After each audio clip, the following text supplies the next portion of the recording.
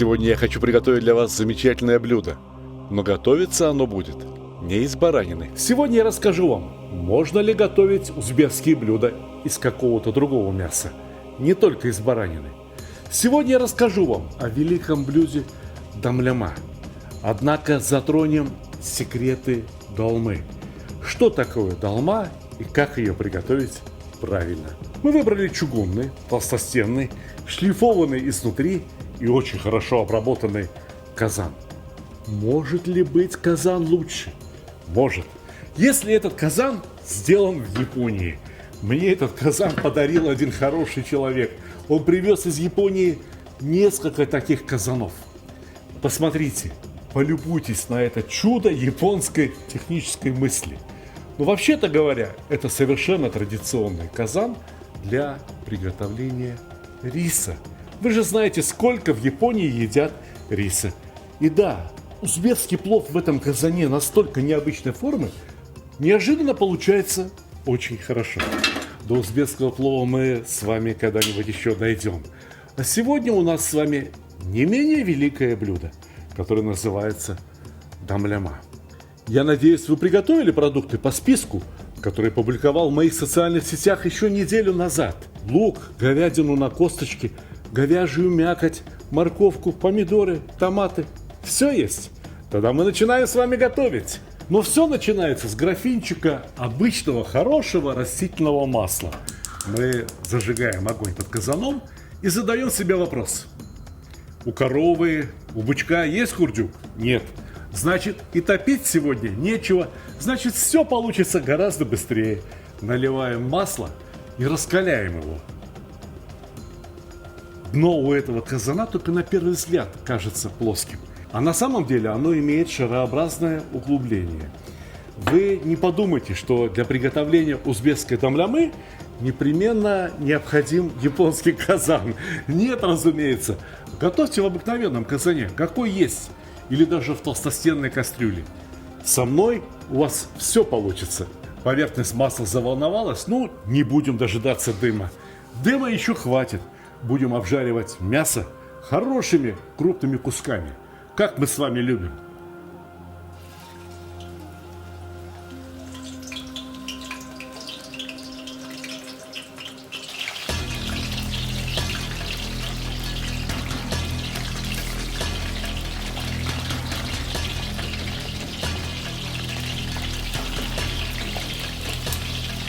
Опустили мясо в казан, и торопиться не надо. Пусть мясо покроется хорошей, уверенной корочкой с одной стороны, а перевернуть на другую сторону мы всегда успеем.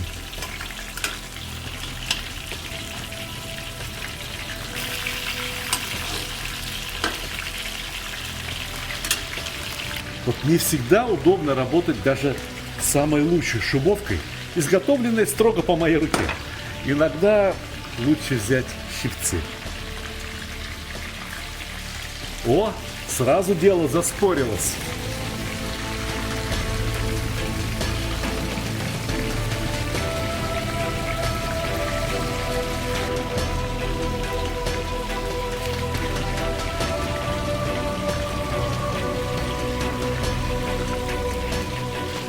Мясо обжарилось со всех сторон. Аппетитной румяной корочкой. Эх, жаль. Жаль, что во время последующего приготовления вся эта аппетитная корочка разбухнет, отмоется с мясом. Но она не пропадет даром. Она придаст характерный вкус самому блюду. В этой корочке содержится характер узбекской кухни. Вы меня понимаете?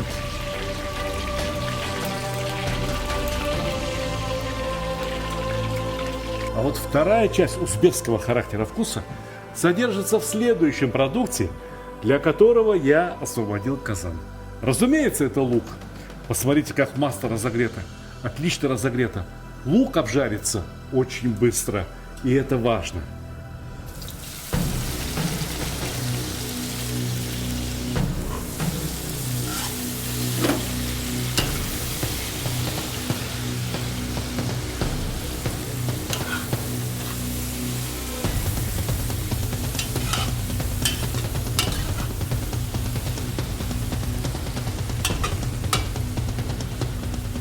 пока есть свободная минутка, необходимо нарезать следующий продукт.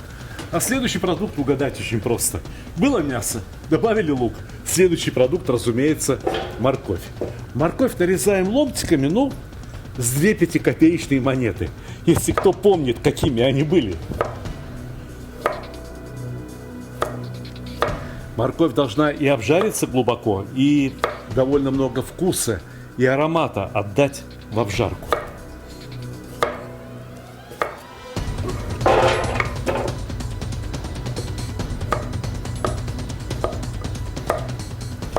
Вы не смотрите, что я спокойный. Пусть мое спокойствие не сбивает вас с толку. Все на кухне сейчас происходит очень быстро. Вы практически смотрите в режиме реального времени. По запаху чувствую. Лук обжарился. Опускаем всю морковь.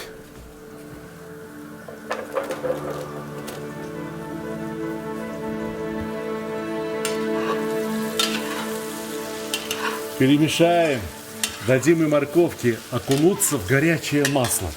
Именно через масло, через горячее масло происходит обмен запахами и вкусами у различных ингредиентов. Только что в этом масле жарили мясо. И масло уже пахнет мясом. Только что в нем пожарили лук. И масло уже пахнет луком. А теперь наша задача, чтобы масло запахло мясом, луком и морковью. Вот этим знаменитым аккордом узбекской кухни. Дорогие друзья, чего не хватает в этом аккорде? Какого диеза или бемоля не хватает в этом аккорде? Как я радуюсь, когда воображаю себе хор, 100-тысячный хор людей, которые воскликнули: «Сталик, зиру не забудь!» Много? Не надо. Вот столечка хватит.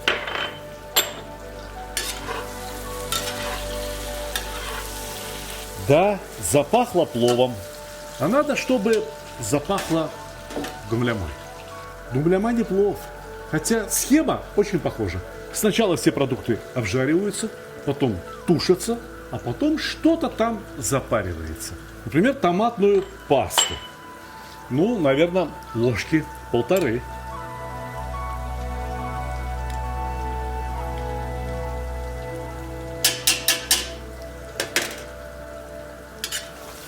Томатной пасте обязательно надо дать прижариться.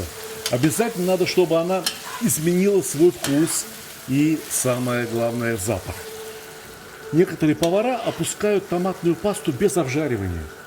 Положат в воду, размешают и все остальные продукты. Как же это можно кушать? Это ж какая изжога невообразимая поднимется. Нет, с томатной пастой надо поступать грамотно. Всегда ее сначала немного обжарьте, дайте карамелизоваться сахарам, и только после этого добавляйте влажные продукты. А влажный продукт у нас сегодня томат. Да, здесь была томатная паста, а здесь практически свежие помидоры, которые натерли на терочке и законсервировали без соли, без уксуса. Но зато летом, когда они набрали максимальный вкус и запах, опускаем.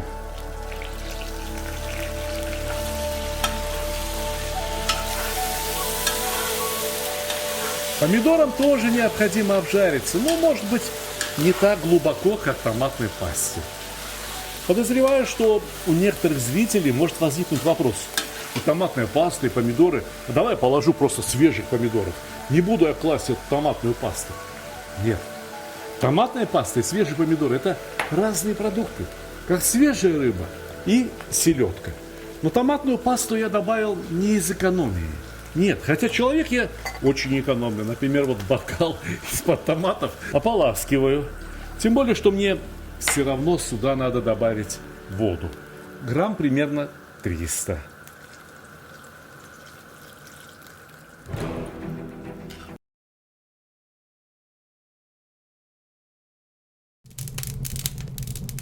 Да не, ну какая же это реклама? Это рассказ о том, как мы любим готовить и умеем снимать хорошую еду.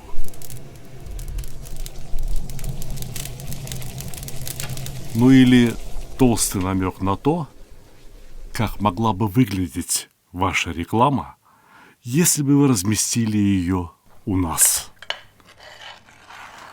Да это была бы просто огонь, а не реклама. Ну а пока наслаждайтесь и приятного вам аппетита.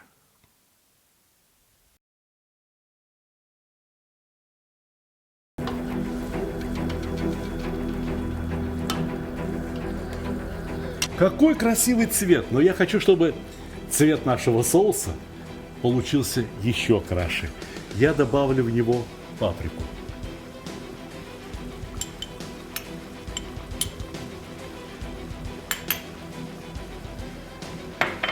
Ой, да что там этой паприки-то было? Всего-то 1,5 столовой ложечки.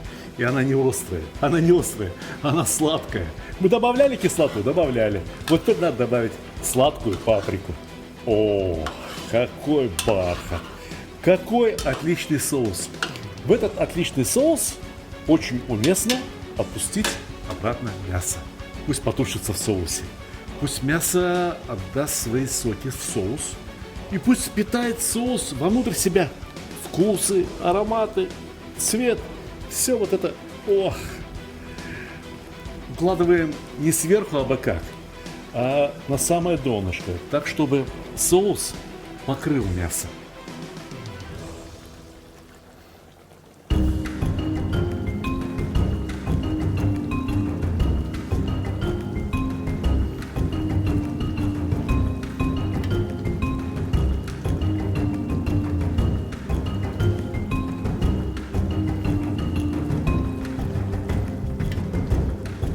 Мясо необходимо посолить. И, наверное, все-таки добавлю к этому соусу воды. Он слишком густой, слишком хороший. И я боюсь, что во время долгого тушения все может просто-напросто пригореть. Добавим воды. Вода размешается с соусом. Заодно мясо будет покрыто. Все как положено. Получится очень хорошо.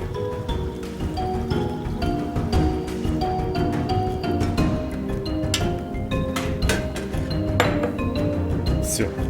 Можно накрыть казан крышкой и пойдемте поговорим. Я понимаю, что мне могут возразить. Многие сегодня дамляму готовят совершенно иначе. Складывают все в холодный казан, ставят на огонь, и вроде бы что-то там получается. Эти люди спутали дамляму с другим старинным узбекским блюдом, с басмой. Откройте старые книги по узбекской кухне. Сколько видов дамлямы раньше готовилось. С помидорами, с картошкой, с айвой, с тефтелями. С чем только не готовили дамляму. Одним словом, дамляма – это целая группа блюд, которые готовятся по определенному принципу. Сначала в казане все обжаривается, дальше устраивается вот этот соус, что-то вроде зирвака, а поверх укладываются какие-то продукты. Ну, например, картошка. Мы картошку сегодня тоже уложим. Но я хочу украсить нашу дамляму моей любимой долмой. Для долмы я тоже возьму говядину. Причем не самую жирную, можно сказать даже постную. А какая разница, если все равно буду использовать растительное масло? Вот растительное масло и сделает фарш очень вкусным и ароматным. Сначала в этом растительном масле я хочу припустить лук. Вот не то чтобы обжарить, а сделать его прозрачным, сделать его более сладким, более ароматным. Выкладываем довольно много, примерно 500 грамм лука, порезанного полукольцами. Слишком большой нагрев под кастрюлей сейчас не нужен. Можно даже накрыть кастрюлю крышкой. Пусть лук сначала пропарится, станет мягким. А мы пока займемся мясом. Чтобы мясо хорошо прошло через мясорубку, лучше порезать его кусочками помельче. Тогда какие-то жилки, либо пленки не будут наматываться на нож мясорубки. Мясо-то хорошее, но все равно, чем мельче мы его порежем, тем сочнее получится фарш. Не люблю, когда сок от мяса вытекает из отверстий мясорубки. Очень не люблю. В мясорубке, даже в электрической, всегда должны быть остро наточенные ножи. Всегда должна быть очень острая решетка. Так, чтобы кусочки мяса, попадая между ножом и решеткой, резались, а не сдавливались. Давленное мясо – это то, что вряд ли кому-то понравится. Ну, а как здесь лук? Посмотрим. Отлично. Посмотрите, он прогрелся хорошо, но еще даже не стал желтеть, еще не стал золотиться. Можно еще раз накрыть крышкой и пусть греется дальше. Ну а мы займемся мясом. Обратите внимание, что я выбрал решетку со средними отверстиями, не самыми мелкими. И всегда надо поступать так. Если вы хотите получить фарш даже очень мелко рубленый, сначала пропустите через крупные отверстия, а потом поменяйте решетку и пропустите мясо еще раз. Ох, как пахнет лук! Как пахнет лук! Пусть жарится еще. Мясо подготовлено. Лук скоро будет готов. Пора подумать о специях. Я знаю, что многие предпочитают не использовать специи, когда готовят, например, фарш. Но я всегда украшаю фарш, например, куркумой. Куркуму, сарыкёк, самое время положить сейчас, пока в луке еще есть влага, но при этом есть и масло, в котором куркума, сарыкёк, и растворяется. Вот теперь самое время закладывать мясо. Однако нагрев под кастрюлей следует уменьшить еще. Мясо не должно пожариться очень сильно. Мясо должно только чуть-чуть нагреться, побелеть. Этого будет вполне достаточно. Мясо перемешается с промасленным вкусным луком, и фарш получится очень сочным. При этом фарш приготовится намного быстрее, чем сырой. Понимаете, мне не нравится, когда перцы, другие овощи, взятые для долмы, развариваются очень сильно, теряют свою структуру, теряют свой прекрасный цвет. Мне это не нравится. Поэтому я предварительно подготавливаю фарш, чтобы уравнять скорость приготовления овощей и мясного фарша. Вы бы знали, как это замечательно пахнет. Можно поесть прямо так, но нет, нам его еще необходимо посолить. И раз это говядина, то не грех украсить вкус этого мяса специями. Важно специи правильно подобрать. По вашему вкусу. По моему вкусу. Говядине хорошо подходит зира. Говядине хорошо подходит кашниш. Молотые семена кинзы. Ну и, разумеется, без черного перца. Как обойтись? Фарш должен иметь характер. Фарш должен быть украшен специями. Рис к фаршу я добавляю не для того, чтобы увеличить его количество, не для того, чтобы сэкономить на мясе. Нет, рис варили 2-3 минуты. Он сейчас готов, так скажем, наполовину. Зато когда он попадет в горячую долму, он охотно впитает в себя соки, которые будут выделяться и из лука, и из мяса, и из овощей. Вот перемешали мясо с рисом, и фарш готов. Желающие могут попробовать фарш, правильно ли он посолен, хватает ли всех специй. Но мне достаточно фарш понюхать. Вот понюхал и понимаю, что чего-то не хватает. Конечно, не хватает сухой зелени. Я беру сухую мяту и сухой рейхан. Вот эта сушеная зелень украсит фарш очень правильно. Долма получится не просто сочный, сытный и вкусный, но еще и с очень легким ароматом, с очень свежим вкусом, с очень правильным азербайджанским вкусом. Злоупотреблять специями, даже сухими травами не стоит. Но очень правильно поскорее размешать сухие травы с остальным фаршем. Запах выходит из сухих трав. И очень важно, чтобы запах не разошелся по кухне. а остался внутри фарша. Вот теперь фарш полностью готов, и можно заниматься овощами. Начнем с капусты. Кто не любит калям долмасы? Я очень люблю. Но эта капуста зимняя, листья у нее довольно грубые. Чтобы их аккуратно снять, я упаковываю капусту в целлофановый пакет и отправляю ее на 10 минут в микроволновку на полную мощность. Ну, а где перчики? Срезаем с них аккуратно крышку, убираем семена и обязательно убираем перегородки. Перегородки внутри перцев могут горчить. Кроме того, они мешают начинять фарш.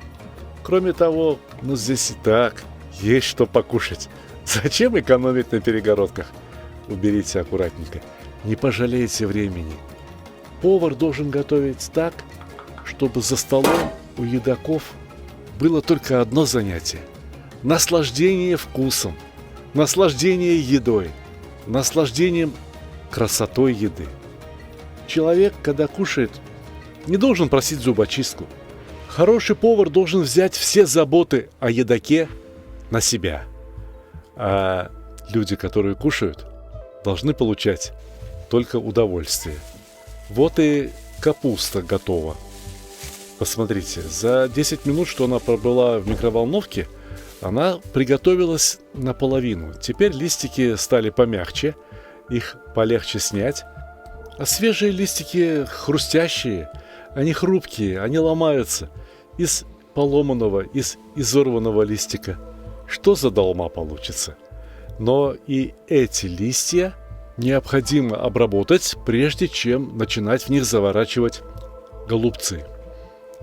Посмотрите, у листиков есть утолщение. Острый ножичек, и эти утолщения очень легко снять. Особенно сейчас, когда капустные листья такие мягкие и такие нежные. Вот так. Пусть ничего не мешает нашим дорогим. Ну что, начнем начинять перцы. Знаете, фарш мы посолили. Фарш вкусный, приправленный. Но необходимо посолить и сами перцы. Необходимо посолить и сами овощи. Разумеется, изнутри. Вот теперь фарш. Насыпаем долму фаршем. Кстати, а вы знаете, что в Узбекистане такие изделия тоже называют именно долма? Это слово распространено от Татарстана до Турции. И это слово распространено от Узбекистана до Греции. Несмотря на то, что греки тоже считают, будто бы это слово принадлежит им, а не тюркским народам. Но то, что это слово распространено по всему тюркскому миру, среди всех тюркских языков, указывает на несомненный факт. Долма – блюдо тюркское. Знаете, а вот то, что мы сейчас готовим, и то, что называют в Азербайджане калям долмасы, или когда заворачивают виноградные листики, говорят ярпах долмасы, многие другие тюркские народы называют по-другому. Сарма, то есть нечто завернутое. Но мы, азербайджанцы, продолжаем называть это блюдо долмой. И ничего страшного, потому что по принципу приготовления это долма и есть. Какая разница, что мы наполнили болгарские перцы, помидоры или, в конце концов, капустные листья. Можно ведь начинить и баклажаны. Итак, долма. Болгарские фаршированные перцы и голубцы, если по-вашему. Ну а если по-нашему, однозначно долма. Но прежде чем опускать долму в казан, мы должны опустить в зирвак вот эти две чудесные головки чеснока. Я не оговорился. Именно что зирвака. Но посмотрите, чем это отличается от зирвака. Зирвак и есть. Так что пусть чеснок украшает его по нашей традиции. Но между долмой и зирваком у нас будет лежать картошка. Одним боком картошка будет соприкасаться с соусом и готовиться на этом соусе. А другим боком картошка будет готовиться на пару, как и долма. И нам необходимо предпринять меры, чтобы и вторая половина картошки, и долма приготовились как следует.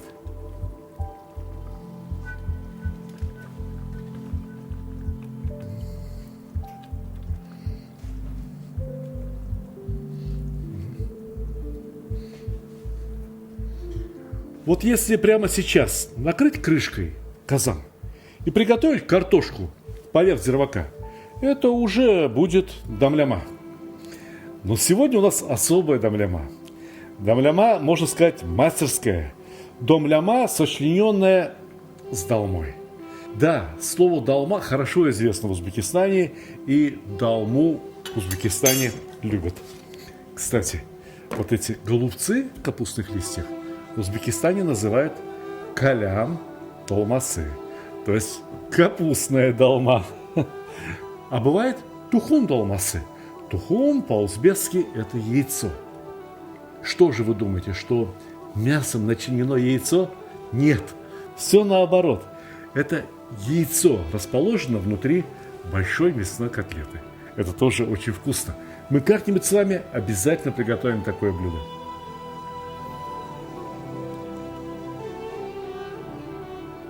Перцы будут готовиться практически на пару. И перцы, по моему плану, не должны обмякнуть и потерять свою форму, как это часто случается. Наоборот, перцы должны остаться даже чуточку живыми. Не случайно мы фарш приготовили почти что полностью.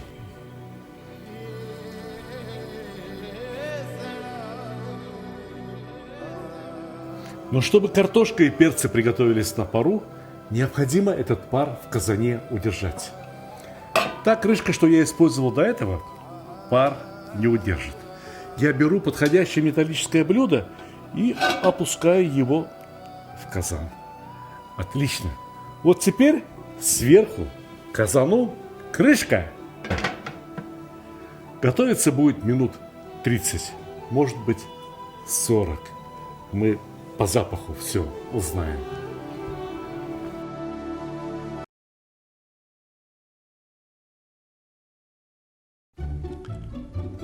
Самый лучший подарок – тот, который приносит радость и удовольствие, особенно если речь идет о мужских удовольствиях.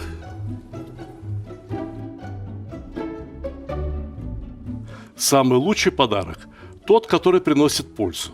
Например, кому не хотелось бы наконец-то разобраться в приготовлении мяса? Самый лучший подарок – это то, что принесет хорошее настроение в погожий, солнечный день.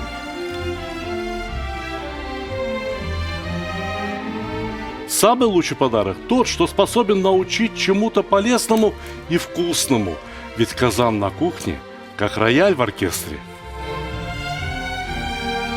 Самый лучший подарок – это расширение кругозора. А вы думали, что плов – это блюдо с единственно верным рецептом? А не пора ли покорить все вершины великого блюда? Самый лучший подарок – тот, что может сделать человека счастливым. Ничто не укрепляет семью так, как вкусное и доброе застолье. Отличный подарок – это книга с новыми рецептами из хорошо знакомых продуктов, к тому же приглашающая в очень вкусное путешествие в мир Востока. Самый лучший подарок, когда все самые любимые и популярные рецепты собраны в одном месте, где текст превращается в видео, а картинки оживают. Полюбуйтесь, какой красавчик. Самый лучший, самый ценный подарок – это дружба между братскими народами. Теперь вы совершенно точно можете сказать, что с татарами вы уже давно пуд соли съели. Моя самая новая и самая любимая книга рассказывает о земле и раскрывает всю душу татар. Эти книги теперь можно купить любым удобным для вас способом. С автографом в моем личном интернет-магазине, либо с быстрой доставкой через Озон, либо с большими скидками и кэшбэком в мегамаркете. Ссылки в описании к ролику, а также в верхнем комментарии.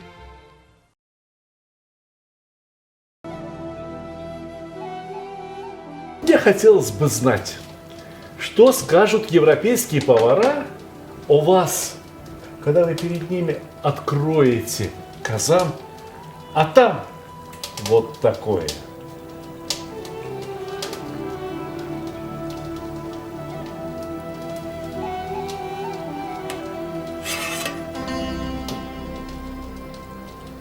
Это, друзья, будет убедительная победа.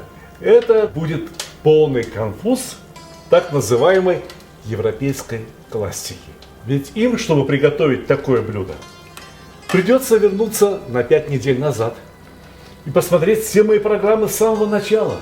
Вы видите, как далеко мы зашли в наших с вами уроках? То ли еще будет. Страшно представить себе, каких головокружительных высот мы с вами достигнем в недалеком будущем.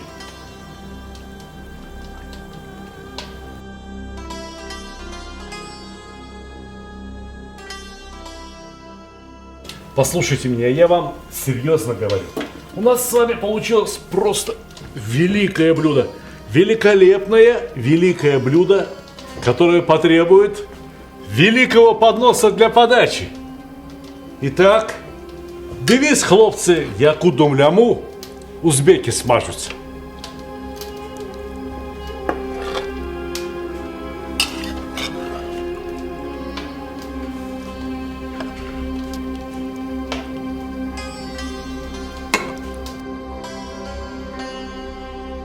Самый низ в основании пирамиды раскладываем голубцы, карам, либо кялям далмасы, если говорить на языках братских тюркских народов.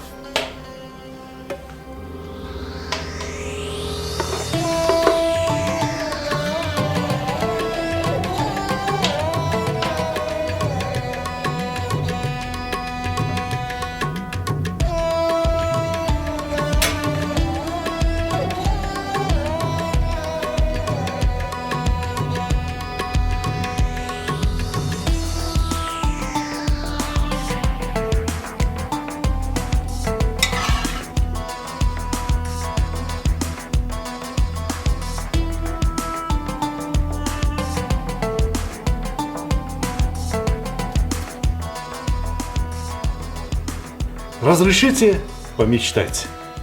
Я мечтаю об успехах у каждого из моих телезрителей. Чтобы каждый мой телезритель мог приготовить блюдо вот такое, либо хотя бы такое, ну либо соразмерное количеству едоков в своей семье вот такое. Самое главное, чтобы готовил он это от души, как я сегодня для вас. И самое главное, чтобы у этого телезрителя всегда был повод. Всегда было кому сказать: дорогие мои, все готово, приятного аппетита!